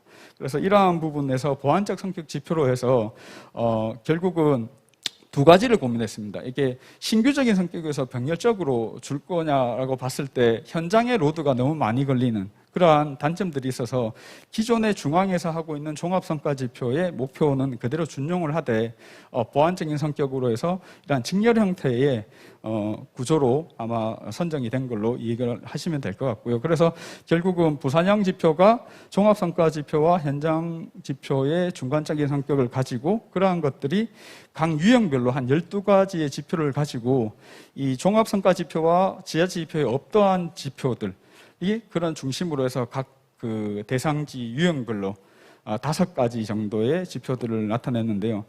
예를 들면 이런 겁니다. 범죄율 같은 경우에는 물론 모든 유형에 다 해당이 될 수가 있지만 이건 해석에 따라서 플러스 마이너스 값들이 달리 해석될 수 있다고 생각합니다. 물론 주거지 같은 경우에는 범죄율이 낮아지면 살기 좋은 마을이 될 수 있다고 생각하지만 상업지나 경제 기반형 같은 경우에는 상권 활성화라든지 어떤 새로운 산업들이 들어왔을 때 사람들이 많이 집기게 되면 이런 사건 사고가 많아지기 때문에 범죄율이 높아지면 활성도는 높아진다라고도 해석할 수가 있는 거죠. 그래서 지표에 따라서는 해석의 차이들이 조금 다를 수도 있다. 마지막으로 제가 이 모니터링이 체계적으로 운영이 되려면 각 주체별로 이 역할이 좀 명확화가 돼야 되는데 국토부 같은 경우에는 지금 종합성과지표의 12가지 지표들을 구축 매뉴얼로 만들어줬습니다만은 이 몇몇 지표들은 지금 자료를 구독하기가 상당히 어려운 경우가 있습니다. 그리고 또 하나는 결국은 시험을 치는 감독관이 답지를 요구하는 상황이 되다 보니까 우리는 DB를 제공을 하면 국토부에서 전체적인 전국적인 지금 재생의 평가들을 진단을 해야 되는데 지금 현 상황은 그렇지가 않다라는 거고요. 또 부산이나 기초지자체 같은 경우에는 중간 지원 조직이 있습니다만은 30개의 지금 중간 지원 조직이 있습니다. 그런데 몇몇 지자체들을 제외하고는 대부분 다가 한두 명의 인력을 가지고 센터들이 운영을 하고 있습니다. 그렇다 보니까 센터 자체의 고유 업무임에도 불구하고 이러한 모니터링을 할 수가 없는 구조죠. 그리고 광역센터 같은 경우는 아까 부산형 성과지표를 만들어 놨습니다만 아직 공표가 되고 있지 않기 때문에 이러한 것들을 공표를 빨리 하시고 또 평가 분석을 할 때도 광역센터가 중심이 돼서 부산형 지표를 해야지만 현장이나 현장에 대해서 현장이 그러한 부담을 조금 덜 수 있는 그런 것이고요. 마지막으로 현장지원센터 같은 경우에는 이 지표들을 명확하게 지금 재설정하고 이러한 것들을 할 수 있는 그러한 역량들을 조금 키워야 되는 것도 사실이긴 합니다. 두 번째는 이 성과지표를 선정을 할 때 저는 이 5가지 원칙이 중요하다고 생각을 합니다. 가장 큰 것들이 목표와의 정합성이라든지 이 데이터들이 또 객관적이어야 되고 또 측정도 용이해야 됩니다. 그리고 또 인식도 공유돼야 되고 또 활용도 가능해야 되는데 가장 중요한 거는 자료의 구독이 용이해야 된다고 생각합니다. 그래야지만 이러한 것들이 모니터링이 지속적으로 일어날 수 있고 또 한 가지는 우리가 이 재생을 할 때 세태 기준이 있지 않습니까? 그래서 활성화 지역으로 지정을 할 때는 이 세태 기준을 지표로 보고 하지만 어느 누구 하나가 이 사업이 작게는 100억에서 300억, 많게는 500억이 들어가는데 인구가 이 감소율이 조금 더뎌지는 건지 아니면 새로운 일자리가 창출해서 일자리 늘었는지에 대한 것은 세태의 지표에 대해서는 분석을 안 하고 있어서 이러한 것들도 추가적으로 분석이 돼야 되고 그래서 모니터링의 수행 전략들을 좀 마련해서 이 종합성과지표와 부산형 지표의 비교 분석을 통해서 지표를 획정할 필요가 있다라고 보고요. 마지막으로는 모니터링이 이게 정기적으로 지속적으로 추진이 돼야 됩니다. 실질적으로 이게 매년 1회 정기적으로 하게 돼 있는데 앞서 현황에서도 보셨지만 안 하는 그런 현장들도 상당히 꽤 다수 있다. 그런데 이 모니터링 하는 이유는 결국은 이 사업의 성과나 효과성도 보는 것도 있겠지만 이 사업들을 재조정을 할 때 근거 데이터로 활용을 하기 위해 필요하기 때문에 이러한 모니터링들이 계속 밀실하게 된다면 앞으로 이러한 재생사업지들이 잘 성공적으로 갈 수 있는 하나의 밑거름이 될 수 있고 저는 이 모니터링이라는 게 결국은 이 재생사업의 내비게이터 역할을 해야 되는 거 아니냐라고는 생각을 하면서 마치도록 하겠습니다. 경청해 주셔서 감사합니다.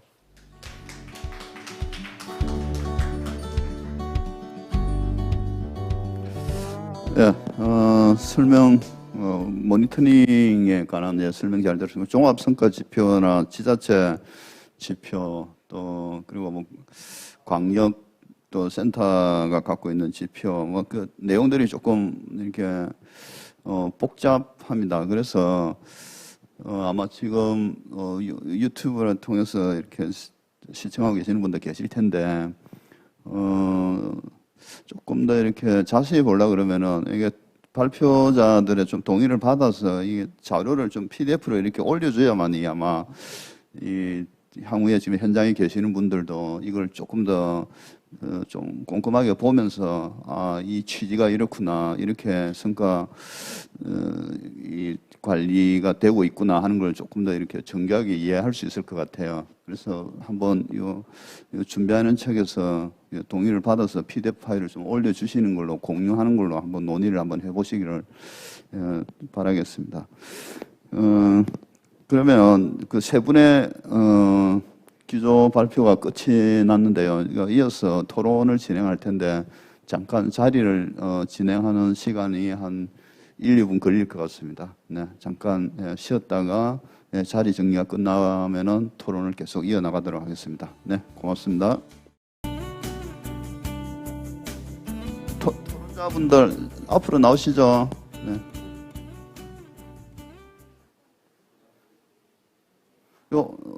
네, 앞으로 뭐 편한데 앉으시면 됩니다.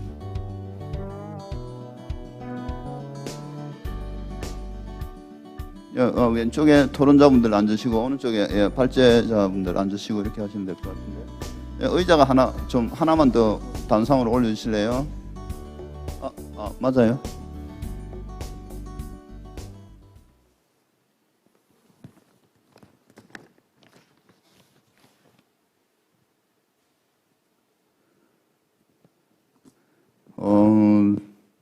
뭐 기조 발표가 있었는데 뭐 비교적 조금 딱딱하지 않게 조금 뭐 우리 부산 시내에 우리 자체 도시재생 박람회니까 그러니까 우리 뭐 지역 분들이고 또 평소에 활동하면서 서로 좀 이렇게 같이 연계 사업도 많이 하고 하니까 서로 알고 있는 어떤 상황에서 조금 편하게 저희들이 조금 진행을 하려고 이렇게 계획을 했는데 또 발표를 하다 보니까 내용이 조금 좀 무겁게 조금 발표가 된 것도 있는 것 같습니다.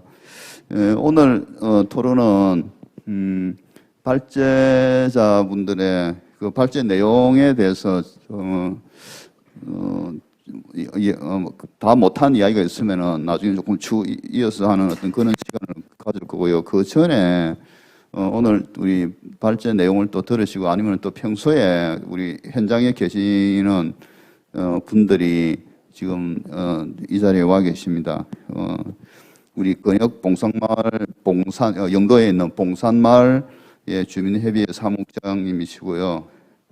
그다음에 아미맘스의 어떤 손정미 또 대표님도 와 계시고 또 안지연 또 봉산마을 도시재생 현장 지원센터의 중간 지원 조직에서 사무국장을 맡고 계시는 분들 이렇게 나와 계십니다.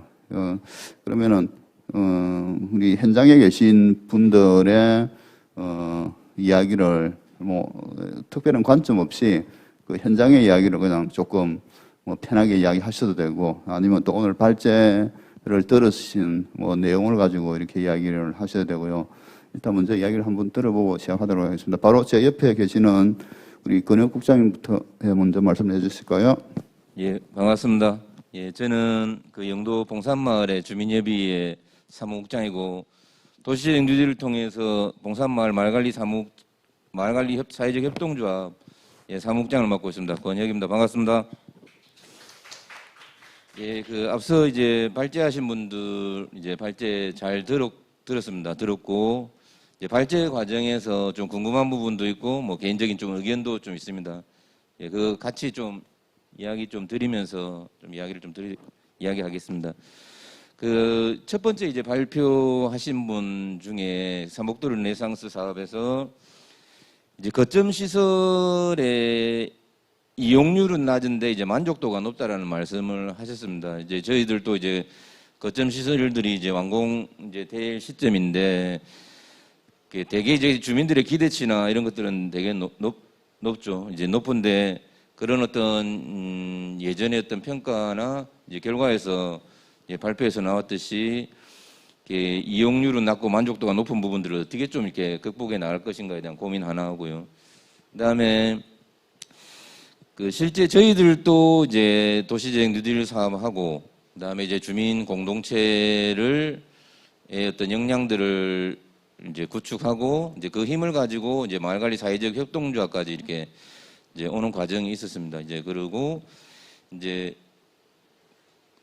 선도 마을관리 협동조합으로 이제 지정이 돼서 나름대로 열심히 하고 있는데 되게 이제 여전히 어렵고 힘듭니다. 이제 그런데 대부분의 이제 도시재생 뉴딜의 사업의 이제 결과물로 이제 마을관리 사회적 협동조합을 이제 많이 만들려고 이제 하고 준비하고 있는 걸로 알고 있습니다. 그래서 이제 아까 이제 세 번째 우리 발표하신 분 중에 이제 그 성과 지표나 이제 이런 부분들을 하는 데 있어서 이제 어디에 아까 이제 발표에서도 이제 많은 도움들이 됐는데 이제 수행을 어떻게 이제 좀 해 들어가는가.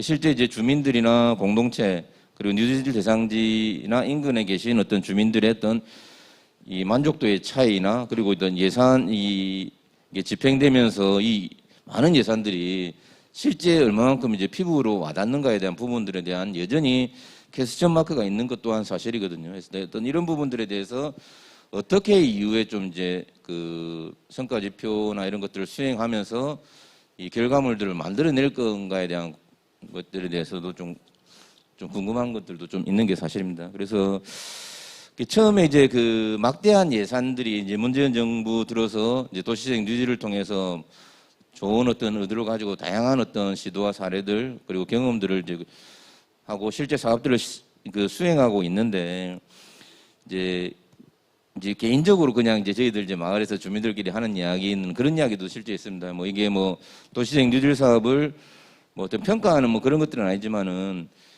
이제 특히 이제 정부 이명박 정부나 이런 데서 물론 이제 평가의 지점들은 다를 수 있지만 어떤 4대강 사업이나 이런 걸 통해서 많은 예산들이 투여됐던 것들에 대한 어떤 평가가 여러 가지 갈래로 다르듯이 도시재생 뉴딜 또한 향후 어떠한 평가들로 어떤 이제 자리매김할 것인가에 대해서 여기 계신 분들의 많은 책임감과 저 또한 마찬가지로만 어떤 그러한 것들을 잘 풀어나가야 될 지점에 대해서 좀 이 자리가 그 하나의 어떤 의미 있는 자리가 좀 됐으면 좋겠다는 생각도 듭니다. 질문하고 개인적 의견 좀 말씀을 드렸습니다.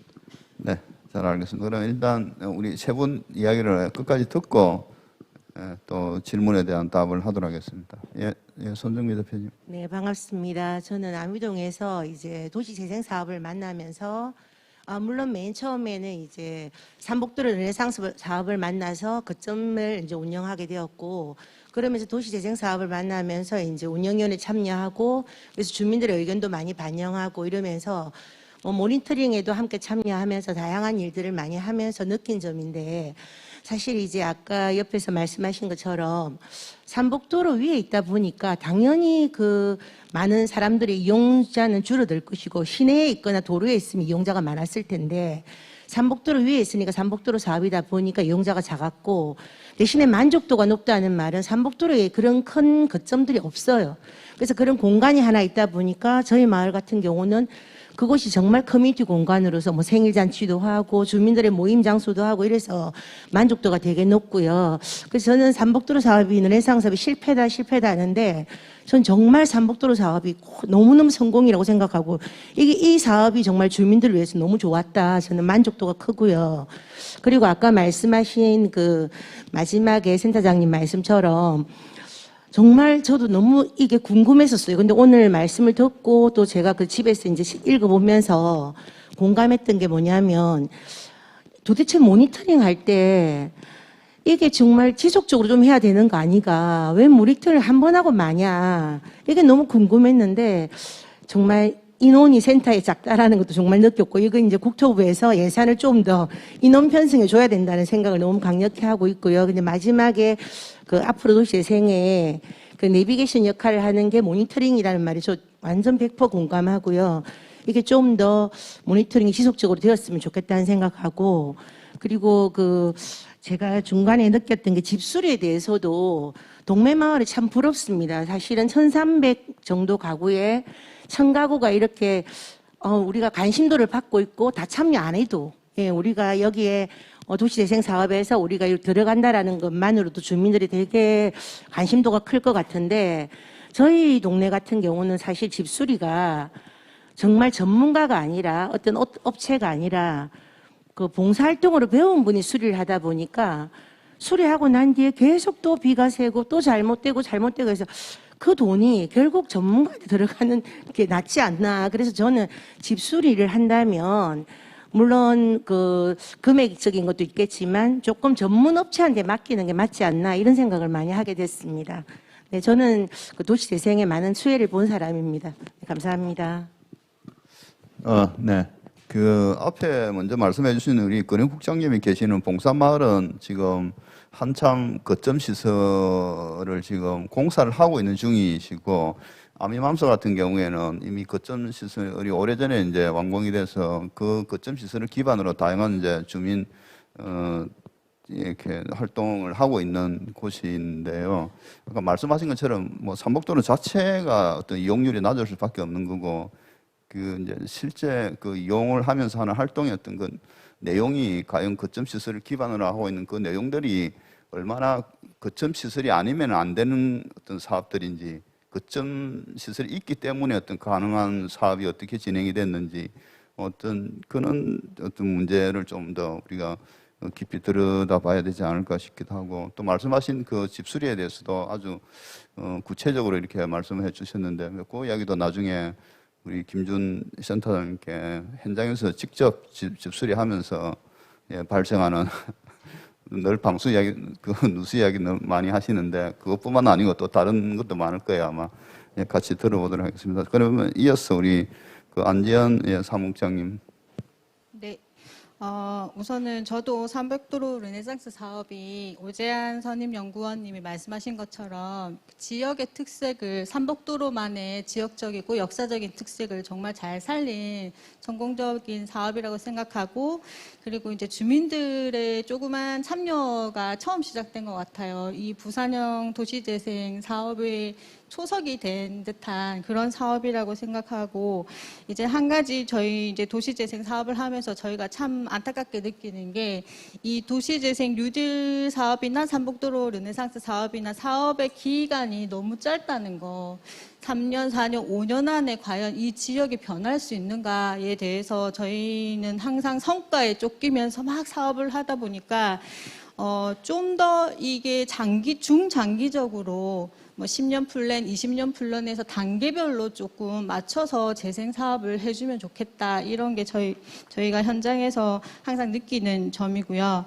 그리고 이제 김준부 코디네이터님이 발표하신 집수리 사례를 통해서 저는 정말 깜짝 놀랐습니다. 저희 봉산마을 같은 경우는 집수리가 여러 가지 이제 사항에 따라서 뭐 3건밖에 하지 못했는데 그걸 240건, 250건을 한다고 하시니까 정말 놀랬고 이 행정의 가이드라인과 주민들 민원 사이에서 줄타기를 하시는 현장의 직원분들이 너무 힘드셨겠다 그런 생각이 들고 정말 존경합니다.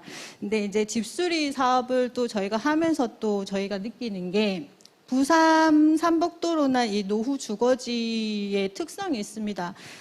갑자기 만들어지다 보고 피난촌이다 보니까 집들이 무허가 건물들이 굉장히 많은데 이런 도시재생 뉴딜 국가 사업을 지원을 할 때는 무허가 건물을 할 수 없는 거 불법 건축물에 대해서 어떤 사업비를 투여하지 못하는 점이 너무 안타깝고 이거를 좀 어떻게 해결해 주면 좋겠다라는 생각을 다시 한번 저희가 했습니다. 그리고 이제 성과 모니터링 안준홍 센터장님이 발표하신 성과 모니터링에서 이제 저희 마을에도 이제 모니터링을 한번 한 경험이 있는데 이 현장 입장에서는 이 성과 모니터링 하는 게 굉장히 어려워요. 무슨 말인지도 모르겠고 이걸 어떻게 해야 될지도 모르겠고 그래서 저희 이제 전국 박람회라든지 이런 데 가면은 너네 성과 모니터링 했으면 그 자료 좀 우리한테 좀 줘 이렇게 하면서 울며 겨자 먹기로 이거를 숙제처럼 저희가 막 하거든요. 그래서 이런 성과 모니터링을 부산형 성과 모니터링 체계로 만약에 하신다면은 저는 부산시에 꼭 건의하고 싶은 게 이 부산 도시재생지원센터에서 이 부산형 성과 모니터링의 결과 지표를 가지고 현장의 센터 직원들의 교육을 해주셨으면 좋겠어요. 그래서 그 교육을 통해서 어떻게 하는지를 저희가 좀 배우고 그리고 현장에서 직접 그런 것들 할 수 있는 역량을 좀 키워주시면 좋겠고 그런 지속적인 모니터링 데이터를 또 이 지원센터 부산시 도시재생센터에서 모아서 그거를 또 앞으로의 여러 가지 지역에 대한 어떤 지표로 계획 지표로 좀 삼으셨으면 좋겠다라고 생각합니다. 이상입니다. 네, 이야기 잘 들었습니다. 모니터링을 매년 했다고 하는데도 뭐 우리 강서 같은 경우는 그런 경우도 있고 또 그렇지 않은 아예 한 번도 안 한 것도 있다고 이렇게 말씀을 하셨는데 그 발표에서도 우리 안전국장 이야기 들어보면은 이게 이제 숙제하듯이 하는 거는 매년 뭐 이렇게 하고 있는데 실제 우리 이 사업을 평가한다 그러면은 사업이 끝나고 나서도 이게 어떻게 좀 평가가 이루어지는 게 좀 맞는 것 같아요. 사실은 어떤 그 성과, 어떤 사업으로 인한 그 효과가 나타나는 거는 아마 사업이 끝나고 나서 이렇게 또 드러날 어떤 시간이 필요한 것도 있잖아요.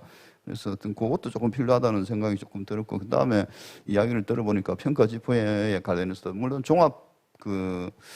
종합평가 지표 같은 경우는 아마 필요할 것 같은데 그렇지 않고 또 다른 어떤 지표들이 뭐 부산형이나 뭐 지자체형이 너무 이렇게 이 각 사업마다의 어떤 그 특별한 어떤 목표와 어떤 사정이 있는데 그걸 또 일률적으로 하는 게 맞느냐. 예를 들어서 뭐 어떤 사업장에서 지금 우리 동묘마을 같은 경우에 주로 어떤 그 사업의 목적이 집수리에 좀 맞춰져 있다 그러면은 그 질적으로 뭐 양적인 어떤 거는 단순한 어떤 숫자 개선이 아니라 질적으로 또 프로세스 상으로 이게 얼마나 의미를 갖는지 그 평가의 어떤 기준도 좀 다르고 어떤 목표도 다르고 뭐 그럴 수 있지 않은가. 그래야만이 어떤 그 사업 단위마다 어떤 고유한 사업의 성격이 잘 드러나지 않을까. 또 제대로 평가받지 않을까 뭐 이런 생각도 해보는데요. 자, 어쨌든 세 분의 어떤 현장에 계시는 분들의 이야기가 있었습니다. 그 이야기에 대해서 우리 오늘 저기 계시는 우리 발제자분들께서 뭐 각자 받아서 말씀하실 게 있으면은 우리 안준홍 센터장님부터 이야기를 좀 이어 주십시오. 예, 주로 이제 충분히 다들 현장에도 계셔 보시고 했기 때문에 저도 공감이 됩니다.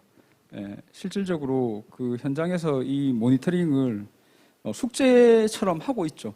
그리고 그러한 것들이 인력이 없다는 핑계로 대부분 다 용역 형태의 다른 외주에다가 이렇게 발주를 주는 형태인데 실질적으로 그 외주 발주를 주는 게 나쁘다는 게 아니라 잘 모릅니다. 예, 현장은 센터 직원이나 현장에 계신 분들이 그 사항들을 제일 많이 잘 알고 계시는 거죠. 그런데 제가 이렇게 지표들을 이렇게 보면 많게는 한 60개 정도 지표들도 있더라고요. 근데 평균적으로 한 15개에서 25개 정도의 지표들을 가지고 계십니다. 각 현장마다. 그 중에 저는 12개의 종합평가 지표는 어차피 요 사업 기간 내에 중요한 지표지 그게 지나고 나면 큰 의미가 물론 의미 있는 지표도 있습니다. 그런데 저는 이 모니터링을 하는 방식은 이 조사를 하는 방식들이 크게 보면 5가지 정도 있지 않습니까? 통계 데이터를 활용한다라든지 아니면 현장의 전수조사를 한번 해본다든지 아니면 계측을 한다라든지 아니면 설문을 한다라든지 그리고 요즘 빅데이터 같은 것들을 활용을 하는데 아까 좋은 말씀 하시는 게 안전 국장님 말씀하신 것처럼 결국은 이 사업이 끝나고 나서 또 지속되게 가야 된다면 이러한 것들이 마을관리협동조합이나 아니면 주민협의체의 이관이 돼야 되는 거죠.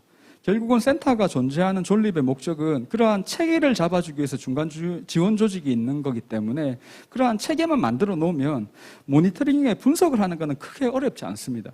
왜냐하면 지표라든지 이런 뼈대들이 지금 다 만들어져 있는 상황에서 그 값들을 조사해서 이게 늘어나는 건지 줄어드는 건지 정도의 해석만 하더라도 저는 큰 의미가 있고 지자체 자체적으로 현장 자체적으로 핵심 지표들을 한 2-3가지 정도만 보더라도 이 사업의 효과성에 대해서는 충분히 가능하고 그런 것들이 꼭 전문성이 없어도 가능할 거다. 왜냐하면 지표 자체가 그렇게 어렵게 만들어 놓은 지표들이 아니고 또 구두기 어려운 지표들이 아니기 때문에 충분히 가능할 거다라고 저는 생각이 듭니다. 바로 이어서 우리 김준 센터장님께서 말씀해 주세요. 저는 주로 이제 집수리 쪽으로 해서 지금 현재 이제 저희 뭐 사업장 자체가 저희 현장이 집수리 쪽으로 아까 이제 보셨던 것처럼 저희가 이제 민원이 제일 많은 현장 중에 하나거든요. 그래서 저희 구청의 담당 주무관이 도망치지 못하게 과장님한테 늘 부탁을 드리고 있는데 그렇습니다. 이게 아까도 이제 말씀해 주셨던 것처럼 이제 부산이라고 하는 지역의 특수성이 삼복도로도 마찬가지고 정책기준마을도 마찬가지고 불법 중개축들이 많은 게 사실은 현실인데 그걸 이제 국가에서는 다 인정을 해줄 수는 없는 노릇이니 양성화를 통해서 물론 이제 그 중간중간 그런 과정들은 있긴 하지만 그래서 그 부분들에 대해서 저희가 이제 국토부에 주로 문의했던 내용들도 그런 내용들이었거든요. 그래서 그럼 이제 그 부분을 해결을 어떻게 하면 되겠느냐. 사실은 이제 현장마다 위원회가 있는 이유가 사실 그런 이유니까요. 그래서 이 주거 생활을 위한 가장 기본적인 기능이라고 하면은 뭐 예를 들어서 옥상 방수라든지 뭐 그런 내용들이 되겠죠. 그러면 이건 아래층에 등기가 돼 있는 1층과 등기가 안 돼 있는 무허가 2, 3층이 있다고 하면은 사실은 이제 이 방수라고 하는 것은 주거의 가장 기본적인 기능이니까 이게 허가 여부랑 관계없이 사실은 지원이 되어야 되지 않느냐. 이제 그런 제안들인 거거든요. 그래서 저희 현장은 현장 나름대로 그런 부분들을 가지고 저희가 이제 규칙들을 만들어서 사업을 진행을 하고 있는 상황이고 그 상황에 대해서 저희가 이제 늘 확인은 하고 있습니다. 이게 가능할지에 대해서. 근데 물론 이제 답을 해야 되는 국토부 입장에서는 사실 굉장히 난감한 질문들이기도 하거든요. 공식적으로 답을 얻기는 굉장히 힘들지만 현장의 상황에 맞춰서 조정된 가이드라인으로 가능한 한 반영을 하겠다라고 이제 답변을 주셔서 저희는 그렇게 진행을 하고 있는데 이게 이제 향후에는 갈수록 더 이런 문제들이 더 커질 거라고 저는 보거든요. 그리고 이제 아까도 제가 집수리 관련돼서 설명드릴 때 주민들하고 이제 이런 인식 차이가 사실은 굉장히 큽니다. 이게. 그래서 그런 부분들이 주민들은 실제 굉장히 이제 저렴한 비용으로 최소의 비용을 가지고 효과를 내는 거에 실제로 이제 그 부분들이 늘 익숙하시다 보니까 그 지역에서 관련되는 업종에서 근무를 하시는 분들도 사실은 그 형태로 주로 진행을 하다 보니 그런데 이제 이거를 관주도의 사업으로 해서 입찰을 나가게 되면은 사실은 지역에서 그 관련된 업을 하시는 분들 입장에서는 도움이 안 된다라고 생각도 많이 하시거든요. 그래서 이제 그런 부분들 때문에 국토부에서도 이게 지역에서의 어떤 산업도 조금 키우고 그리고 주민들한테 수혜가 갈 수 있는 방법으로 가기 위해서 가이드라인을 조정을 해주셨고 그 내용들을 최대한 반응은 하려고 노력은 하고 있지만 현장 상황들은 계속 그런 부분들이 생길 수밖에 없는 것 같습니다. 네, 감사합니다. 예, 계속해서 이어서 우리 도시재생, 부산의 도시재생 사업을 오랫동안 지켜봐 주신 오재한 선임연구원의 발언이 있겠습니다. 예, 여기 계신 분들이 다 아마 현장에 활동을 하고 계신 분들인데 저는 사실 현장 활동가가 아니라서 좀 주변에서 계획하고 이렇게 이제 같이 현장을 지켜보는 그런 위치에 있기 때문에 조금 다소 현장감 없는 이제 얘기가 될 수도 있을지 모르겠습니다.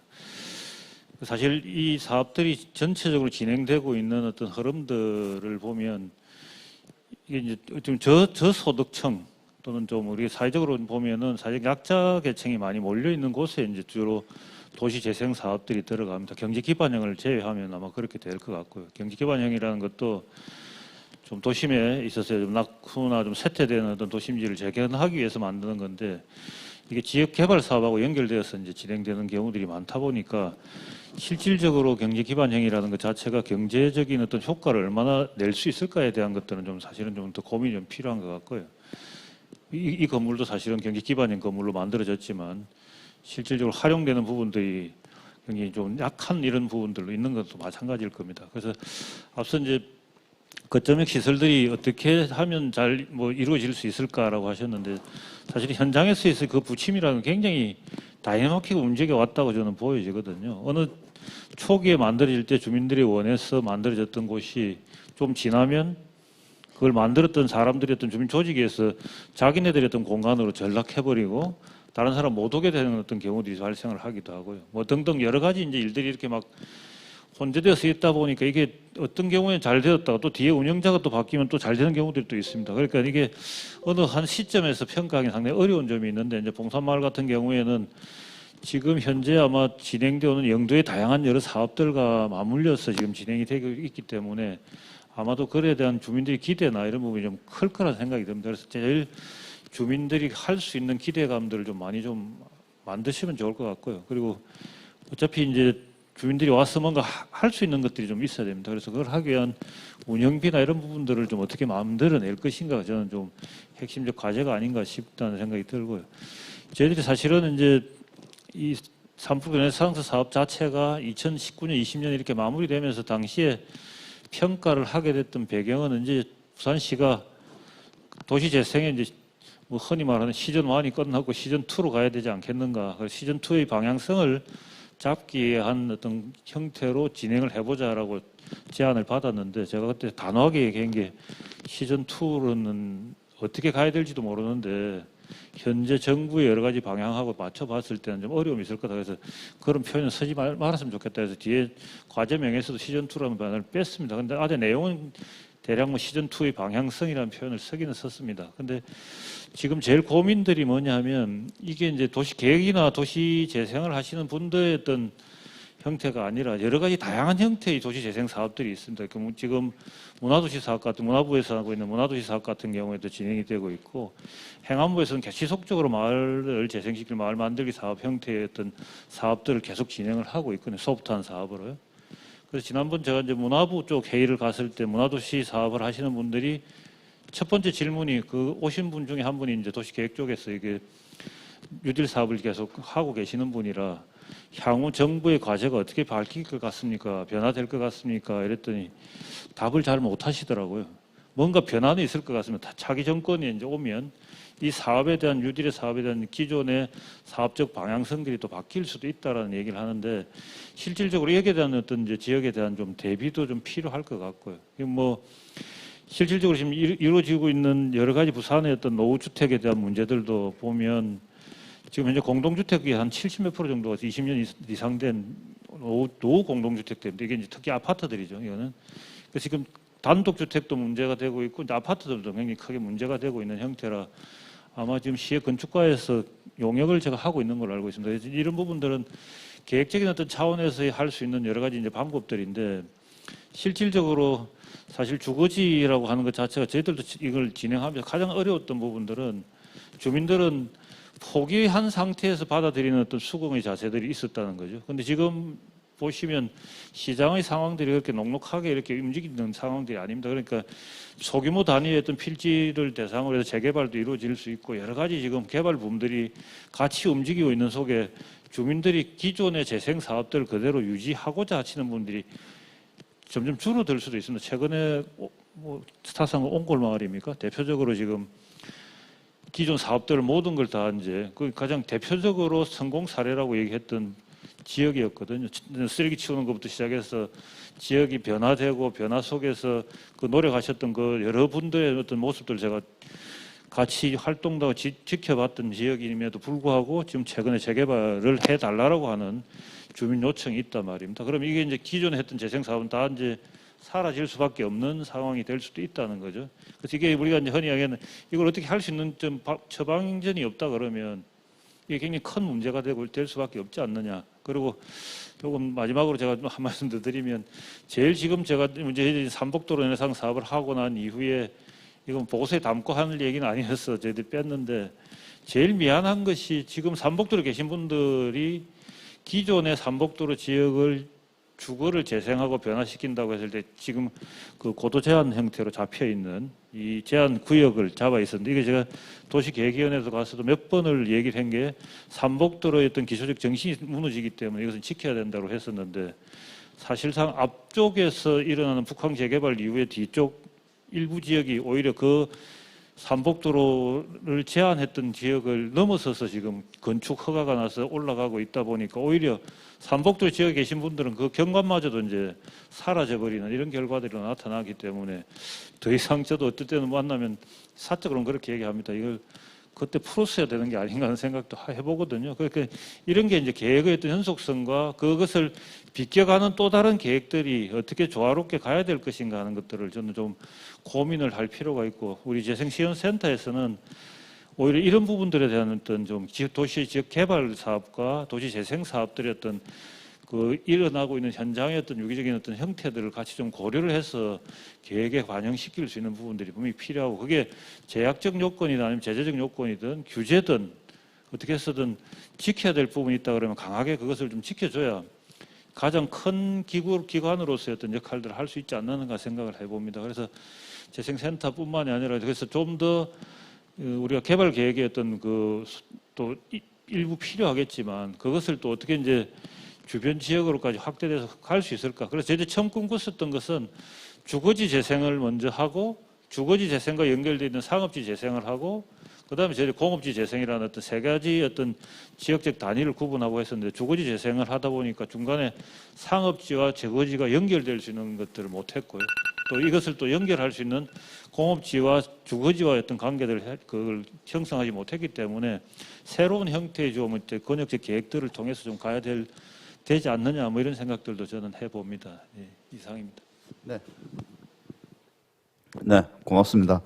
오늘 도시재생 박람회를 맞이해서 도시재생 관련 첫 번째 세미나 도시재생 변화 전략이라는 이제 거대한 타이틀을 내걸고 이렇게 했습니다. 늘 뭐 세미나 그렇습니다만은 항상 기대하는 입장에서는 한 세미나를 통해서 우리 문제의 어떤 모든 걸 이렇게 일목요연하게 정리해서 해법을 제시해 주었으면 좋겠습니다만은 사실 그게 쉽지는 않습니다. 그죠? 그래서 워낙 다양한 관점이 있고 다양한 어떤 현황들이 있고 또 비전과 또 뭐 이렇게 방향들이 있습니다.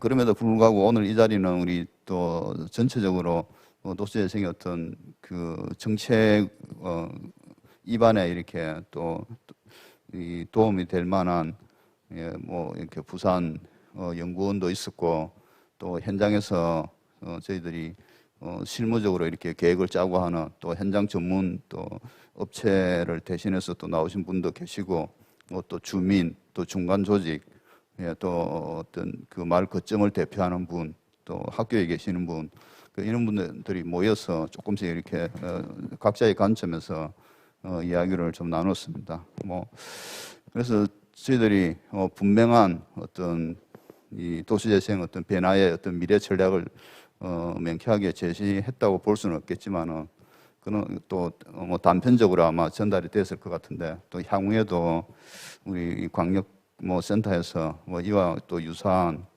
계속 도시재생의 어떤 미래를 위해서 계속 고민할 수 있는 또 함께 모여서 고민할 수 있는 이런 자리가 계속 이어지기를 바라겠습니다. 오늘 바쁜 시간에도 불구하시고 또 멀리서 현장에서 달려와 주신 우리 발제자분들, 토론자분들, 그리고 이 세미나를 준비해 주신 우리 센터의 또 직원분들 모두 감사드립니다. 자, 이것으로 오늘 세미나를 마치도록 하겠습니다. 감사합니다.